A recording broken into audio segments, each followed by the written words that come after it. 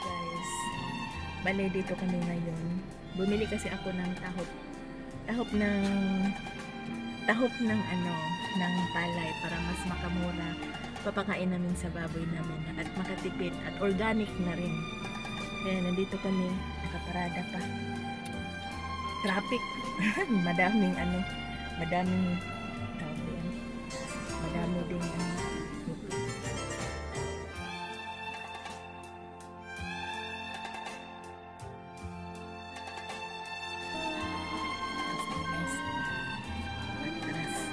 Di ko kita.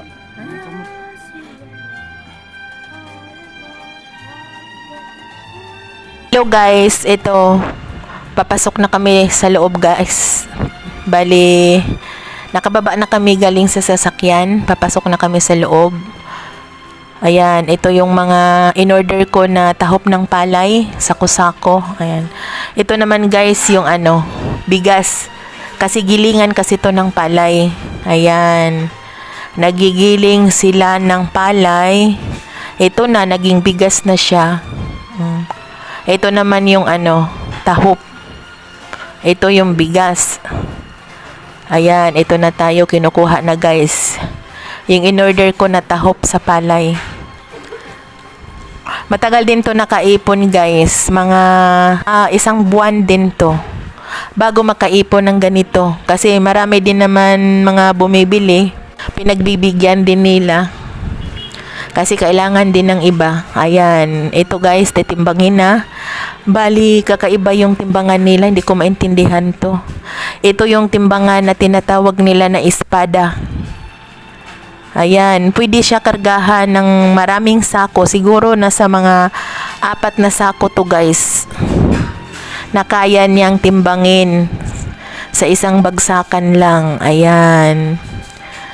Yung tahop natin tinitimbang. Yan, naka na, 2 sako, pangatlong sako na yan. Pangatlong sako na. Ito, pang-4, ipapatong pa. Ayan, pang-4 na sako.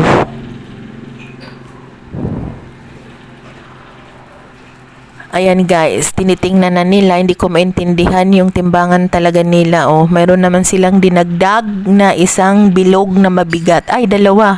So, bali 3 bilog siya. Ayan, inusod-usod na nila guys. Ayan. Ano kaya, hindi ko maintindihan yan eh. Hindi ko mag-gets. Ayan, nakuha na nila kung ilang kilo. Pero di ko sure dito guys kung tama ba to o may daya rin to. Yan, ikakarga na nila sa sasakyan. Ang aking in-order na tahop ng palay, pampalit ng pagkain ng baboy kasi sobrang mahal ang pagkain ng baboy dito. Sa mga 43 isang kilo. Tapos yung baboy mo pagkakainin mo sa umaga at sa kagabi. Sa umaga 1 kilo 43, tapos sa gabi 1 kilo naman din 43. So sa isang araw kukonsume siya ng 86 pesos. So 86 pesos guys araw-araw. Ngayon, pag ibenta mo yung baboy mo, bibilhin lang nila ng mura.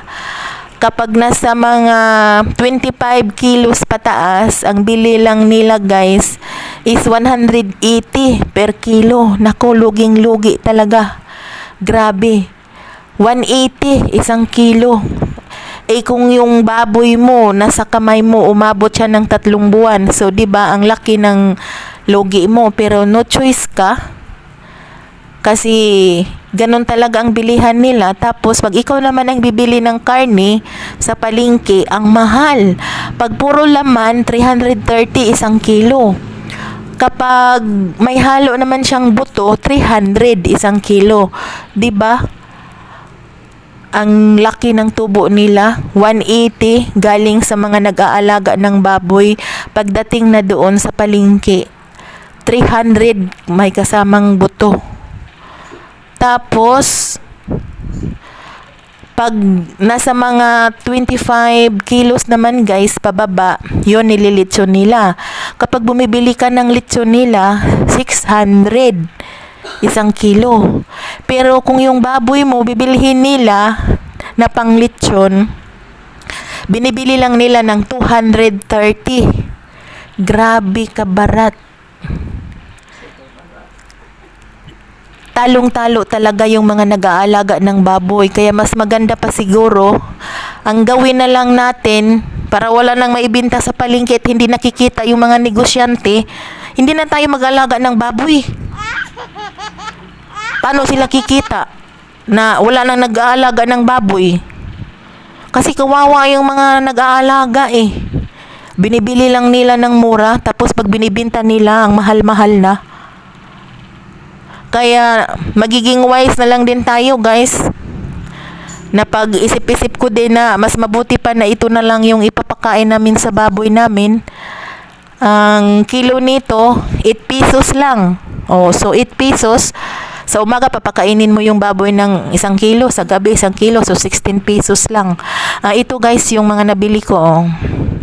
Tahop ng palay, pampalit ng mga feeds na mahal kasi binibili lang ang baboy ng mura. Ito guys, may tip rin kayo sa akin. Ayan, tahop ng palay.